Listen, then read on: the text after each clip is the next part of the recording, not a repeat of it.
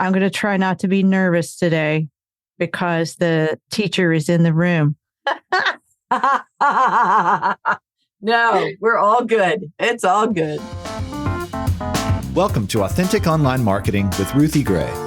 Growing awareness for your blog, podcast, book, or product involves more than dancing to reels and yelling, "Buy my thing." This show models quality over glamour so you can put your spin on your message and market in a way that feels authentic to you, because nobody wants to sound like an infomercial. And now, here's your host, Ruthie Gray.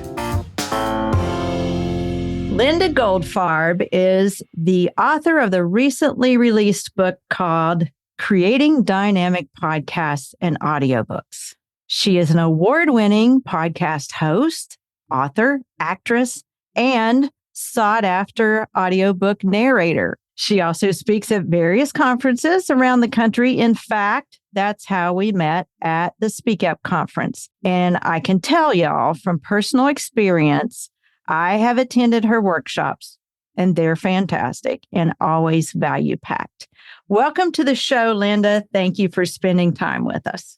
Oh, Ruthie, it is so good to be here, and I cannot wait to spend some time with your family. This is going to be good. They're going to love you. Many of our listeners either already have podcasts or they're contemplating launching a podcast. What statistics do you have for why podcasting is such a popular venue for reaching audiences these days? Great question. And statistics are great resources for us to validate our next step. So here's one. According to a 2023 article from one of the top podcasting platforms, which is blueberry.com, it reads, religious podcast leadership has grown at an astronomical rate. In fact, over the past decade, religious podcast listeners, as measured by the downloads, this is where we get our resource here, has increased by 85%, y'all, on average per year. 85%. And this is phenomenal growing here. And what's great, the side note on this is that most of that enormous growth happened in 2015 when we saw a jump from roughly 110 million downloads in the fourth quarter of 2014 to nearly 680 million estimated downloads in the fourth quarter of 2015. Wow.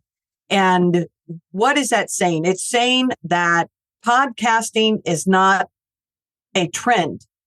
Podcasting is here to stay. People are listening. There's a high expectancy and they're looking for quality content.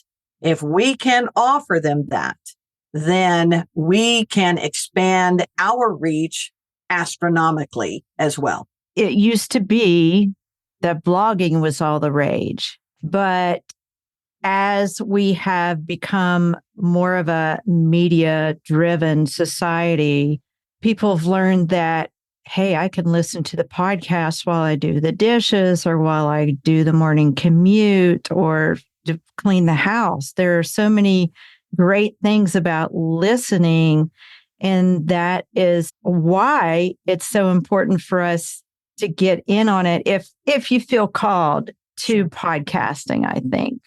I'm always active, and I'm finding more and more today that we live in a society that is choosing activity over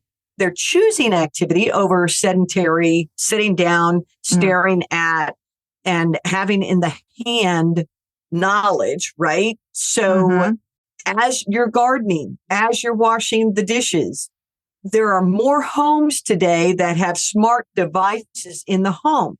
You can call out a particular name and have them start a podcast for you. So I won't say it because in some people's homes, it will just start a podcast for them. We can say, hey, so-and-so, share with me a podcast by, and it could be by Ruthie. Share me Linda Goldfarb's podcast on your best writing life.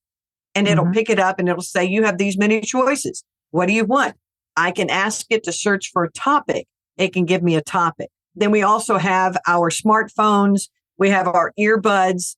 And here's golly, when the Lord gave this to me, I thought, how prophetic is this to realize when we are podcasting, if someone is listening with a headset or with earbuds or even earpods, I guess, which would be wireless, that we are closer to that individual than their spouse. Mm. We are in their ear. Mm-hmm.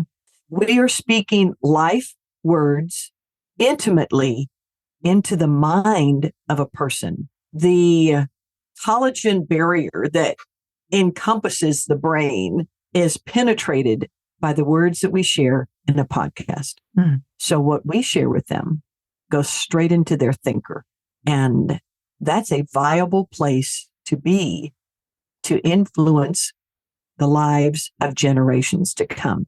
Children today are being taught, Ruthie, from pre-K. They have digital devices in their hands and they have headphones on to learn audibly. Mm-hmm. They're being taught that. And so their brain is becoming more and more wired to audible learning. As a speaker, as a writer, audio is in your future, period. What about the listener who's thinking, well, I've blogged for years. I don't know that I could actually do a podcast, although I like listening to it. What if she's thinking, I'm more of a writer and not a speaker? Do you think she should consider it? Or do you think podcasting is just for natural speakers? Oh, that's a great question. I like that question. All right. So put thought to that question, Linda. It doesn't matter. If you write, at some point, your voice needs to move beyond the page because it will broaden into the lives of others. And here's what's really great about being a writer. When you are considering podcasting, it doesn't have to be a video casting. It's audio. So audio means you can pretty much script what you're going to say. And as long as you can read it in an engaging fashion, you can engage with your page listeners, is what I call them, because they're not reading it, they're listening to it. You can engage with them beyond the page by utilizing scripted text in a podcast episode. You can utilize a shorter amount of time to speak into the life of your reader than it takes them to read your blog post. You can Good have point. a podcast that is less than 6 minutes long, and the episodes are less than 6 minutes long, and speak a lot of words into the life of your current reader. You can take snippets from what you're writing. You can flip them around, give a different point of view in them. The same goes if you are a speaker or you naturally speak. Take some of what you have and say you speak for 30 minutes to an audience, transition that into 4 episodes that you can put out in a podcast. So it doesn't matter if you write or you speak naturally, audio is in your future. And your listeners, if they love how you write, they're going to want to listen to who you are as that writer as well. It's true. I remember for me, I am a natural writer. I am not a natural speaker. So when I was considering podcasting, I was like, Lord, are you sure that this is the thing for 2020? I didn't realize, I wasn't even aware of all the different colorful ways, just like you said, a 6-minute podcast, or you can do it every other week. You can do it once a month. You can do it however you want to do it. But as writers, if we hope to publish a book, which many of our listeners do, we have to know that someday we're probably going to have to speak on that book. We're going to have to get on a stage somewhere in some capacity. And so this is a great way. Podcasting is a great way to get ready for that, I think, and get the word out and raise awareness. And it's also, if you're a writer and you have a story to tell, as I mentioned in the Creating Dynamic Podcasts and Audiobooks, the publisher was like, all right, just give them the basics, give them what they need. And in my heart, I was like, no, I really want to give them everything because I want them to excel in all that they do. So I started with become a guest on a podcast or blog or a TV show. So this is how to be the best guest. And if you can be a guest of excellence, then your podcast is going to be so natural for you because you've already started the equipping process. If you have a story, if you have a message, to be able to what I call scatter that for listeners who maybe they're only audio listeners and they will never read your blog for a lot of different reasons, because there's a lot of people that sight is an issue and they can't read it, but they can listen to it. There are those who may have translation issues where they can use a translator and switch up the dynamic of the audio. So there's a lot of different ways that we can reach our reader/listener, and let's take advantage of it. We have a podcast episode that we shared last year about navigating your path to podcasting from guest to host. And it was taken from a coaching session with my mentorship.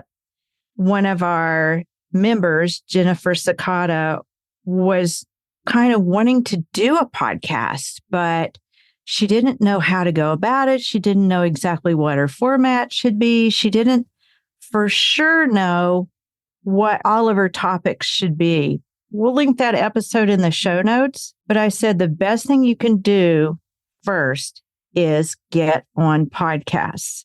And I took her through a bunch of podcasts that I had just guested on because I had released my book. And don't you know that she took that advice, she ran with it. And today is September 3rd at the time of podcasting. She is releasing her own brand new podcast.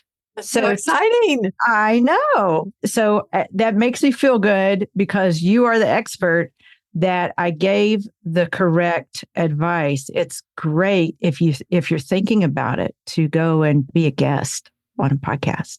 Amen. Because then you know what's going on. You know the questions that people are asking other podcasters. You know, you get the feel of how podcasts flow because they can all be different. The host is different. There's solo podcasts. There's all different models of podcasting. And to find the best fit for yourself, if you want something that flows, you don't want something that's going to fracture your mind trying to get it to work. And here's what makes it so beautiful, Ruthie. We're all individuals. We all have our strengths. We have our weaknesses. We have what works for me that may not work for you. And in podcasting, there's so many variables that we can touch into, or so many variables that we could take advantage of, that it can be easy peasy. And harder is not the route of podcast. Podcasting is seeing how it fits best with you, going with that flow, and then God will bless it. He'll bless it. Yes. And that goes perfectly into my next question for you. Okay. Today, our main focus is identifying your podcast hosting personality, and you cover that extensively in your book. So the first one is to identify what your podcasting personality is. And a very good friend of mine and we came up with the linked personality assessment because many of my clients I found were struggling in comparison and being like someone else. And, oh, well, I want to be this type of speaker, or I want to do this. And I go, okay, wait. Let's see how God designed you. Once we know how God designed you and you recognize how he designed you, you're not going to be led to be like someone else. But we have the 4 dominant personality styles. And for the linked assessment, there's the mobilizer, the socializer, the stabilizer, and the organizer. But when I identify who I am as a God created person, then I'll recognize, here's my strengths, here's my weaknesses. Oh, this is how I naturally roll. And I won't be charged with trying to be someone else. I'll start doing what I do as the best me that I can. So that's number 1, is discover that. And here's part of podcasting. Here's a truth to take to the bank with podcasting. As a podcaster, you are in the relationship business, period. Because you, as a host, you're the conduit between the content and your listener. And you're wanting them to have the best experience that they can have. Right. So if I'm always thinking I'm in the relationship business, I'm making this palatable for my listeners. I want my listener to walk away with something they didn't have before they came in. If that's always in the forefront of my mind, then I bring them excellent content. That reminds me of something that when I went to speak up this year, Karen Porter said that I haven't forgotten. She said, obsess about your audience. That's how you're going to get listeners. That's how you're going to get on the stage, wherever you are, is if you obsess about your audience. That means you know what they want, what they need, and you're there to deliver it. And if you do all of this, listeners, if you do all of this pre-work that Linda is talking about, that is going to set you up for success, and you will obsess about your audience. Oh, I love that word, obsess about your audience. That means you're engaging, you're seeking, you help them to know that they are seen, that they are heard, that they are valuable, that they are precious, no matter who they are. That is so powerful. Well, you talked about your personality assessment quiz, and we're going to give that to the folks at the end. So y'all stay tuned for that. But let's talk about the importance of identifying your podcast personality. So we kind of hinted to that already, but let's talk about the 4 personality types and the strengths and pitfalls of each. And I just want to mention, I figured out what mine is. It was not hard. Mine is the stabilizer peacekeeper. You work best with people who don't try to control you. Amen and amen. It says, as natural peacekeepers, stabilizers consistently seek to help others feel welcomed.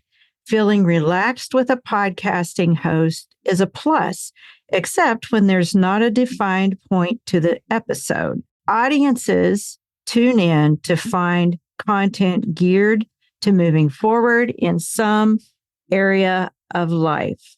That is what I do on my podcast. And the listeners, if you have been with me for a while, you know that we try to give you a short podcast episode with a takeaway that you can go ahead and take action on. And there's something to it. There's substance to it. How about, Linda, you tell us about the other 3 personalities. Describe those to us. Absolutely. And I love it when someone recognizes themselves and they quickly go, yeah, pretty much that can be me. So mine right off the bat is going to be the mobilizer leader, right? Mm-hmm. And I love asking the questions or making the statement, you might be a mobilizer if. I do that a lot. But here's the thing, a mobilizer / leader personality works best with people that we respect. And that is a key. It means that we are looking for someone who knows that they can accomplish what it is that they say they're going to accomplish. And our natural ability is to work quickly, but it may cause us to miss out on details. We want to get things done. That is the personality. It's a get her done personality. We want it done correctly, but we want it done quickly, and then we move on. So that means I may not be as detail oriented as I should be, right? I do have a knack for leadership. and that's good. But it also means I might miss out a little bit on relationships. So as a natural leader, mobilizers quickly push forward to complete tasks with excellence. That's what we choose to do. And it's a beneficial trait, but our tendency is that we can be concerned with finishing a project or meeting a deadline and not be as relational as we need to be. And as podcast hosts, we deal mostly with people. So we won't get far in building a relationship if our highest concern is getting to the end of the project. So we need to also enlist the dialogue or the verbiage that's going to engage with others. What I always say to a mobilizer is always be invitational. Don't point at someone through the microphone. Don't point saying you must, you have to, because you're going to push them away. Just invite them into the conversation. And surrounding yourself with people that you respect and trust, it does add breathing room for you as a podcasting host in order to accomplish your week-to-week processes that you need to get done. Y'all don't know this probably, but I was just on Linda's podcast. We just had an interview and you were very relational, I will say, even though you're the mobilizer and I know that you get things done. I can see that. It's easy for me to see that that's the one that you were, but you're very intentional and relational and warm and welcoming. And I have listened to your podcast for a couple of years now. So I encourage all of you to listen to her podcast, To Your Best Writing Life. I appreciate you saying that. And here's one of the reasons why. When we identify our design, how God designed us, not for labeling purposes, but for understanding, then it helps me to discover there's a skill I may need to invest in. Maybe speaking slower, maybe listening more. And then that develops that more relational engagement. Linda, if that's really what you want to do, then you need to be willing to be a learner. You need to be willing to discover. You need to not push things through. You need to listen more. And that's all a skill that we can learn once we identify maybe what our weaker points might be. And we can even take a strength of being a leader and push it to an extreme and become a bully. And as a podcasting host, you never want to bully your people into action. You always want to invite them on a journey. So that's how I encourage that. So the next one would be the socializer or the talker. And this is the life of the party person. And they work best with people who enjoy fun. So if we're a podcasting host and we're more social, we're going to want to engage with social people. A socializing podcast host probably would do really well if they had a co-host with them. Because if you're podcasting by yourself and maybe you're wanting to engage, it's a very lonely place. So you're not actively seeing someone else. You're speaking to a machine and you want engagement back and forth. So having a secondary host would be a great way to do that, because then you can talk back and forth with them and it feels like you're in a crowd where you're actually just two people speaking. So that's a huge bonus.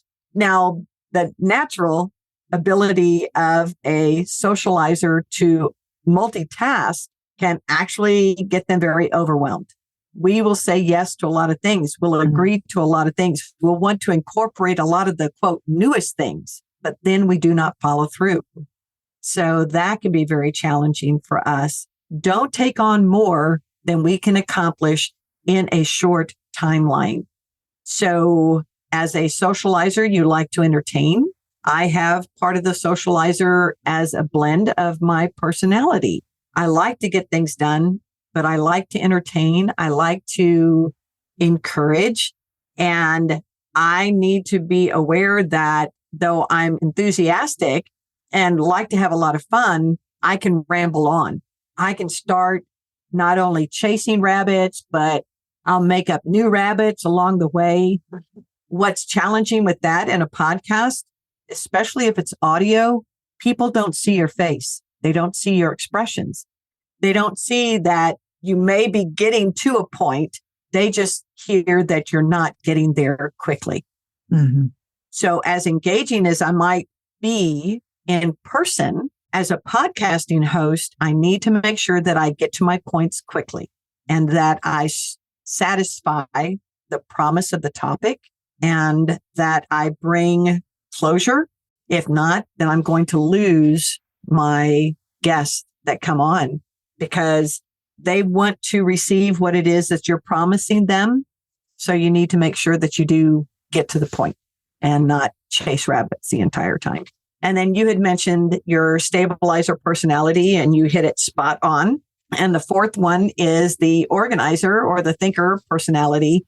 And this is the individual that wants everything in order. When life is in order, they're in their sweet spot. They feel really, really good. And they work best with people who follow the rules because they're the rule maker, taker person. And their natural ability is to look before they leap, which can cause them to procrastinate. It's the ready, aim, we never get to fire syndrome. So we're aiming a little bit more. We're focusing a little bit more. And as a podcaster, we may need to have someone on our team who says, hey, this is excellent. We never say good enough, y'all. Don't ever say, oh, it's good enough to an organizer because they'll look at you and go, that's the most ridiculous thing I've ever heard. Because their thought process is, if you're going to do this, you need to do this with excellence.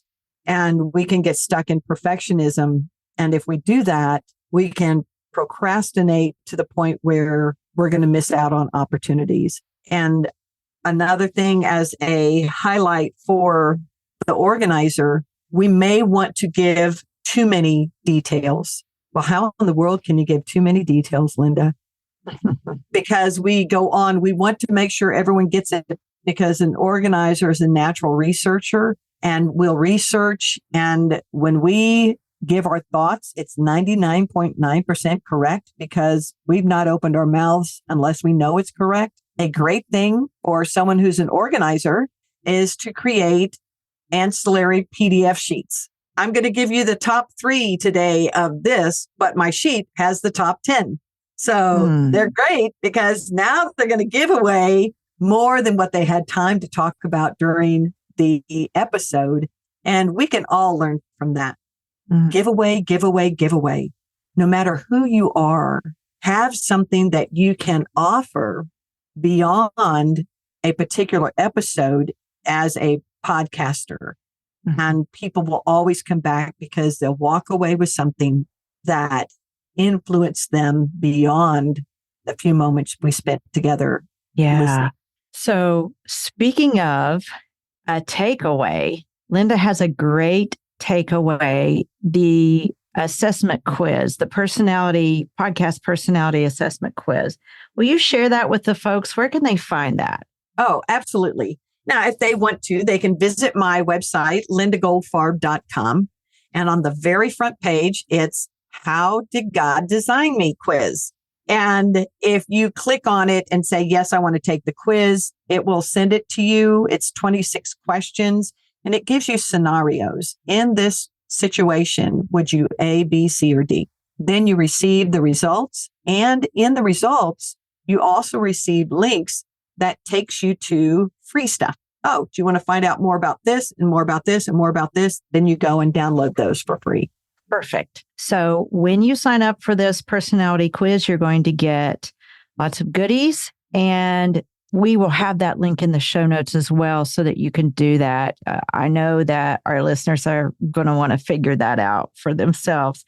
And as well, listeners, be sure to grab Linda's book. Linda, tell us the name of it one more time. Absolutely. Creating Dynamic Podcasts and Audiobooks. It is part of the Writer's Bookshelf. That is the publishing house is Bold Vision Books. And they have several books in the series for writers and also for speakers. And I believe Bold Vision, isn't that Karen Porter's Karen publishing? and George supporter. It is their traditional publishing, wonderful company. Yes. Awesome. Linda, thank you so much for taking time out of your busy schedule to meet with us. And it just delivers so much value today. And if you're listening out there, you know that we have a private podcast where we share deeper conversations, excerpts that you're not going to find here. So be sure to click the link in our show notes to listen to the private podcast. I like to call it the podcast, but it's really called 2024 Creative Marketing. So you want to sign up for that. Get Linda's personality quiz. And so, Linda, thank you again for joining us. Ruthie, thank you so much for the invite. Thank you for engaging so well. I've enjoyed our time together. Thank you. Me too. And as always, be sure to share your message, your way, in your own authentic voice. Thank you for listening to the Authentic Online Marketing Podcast.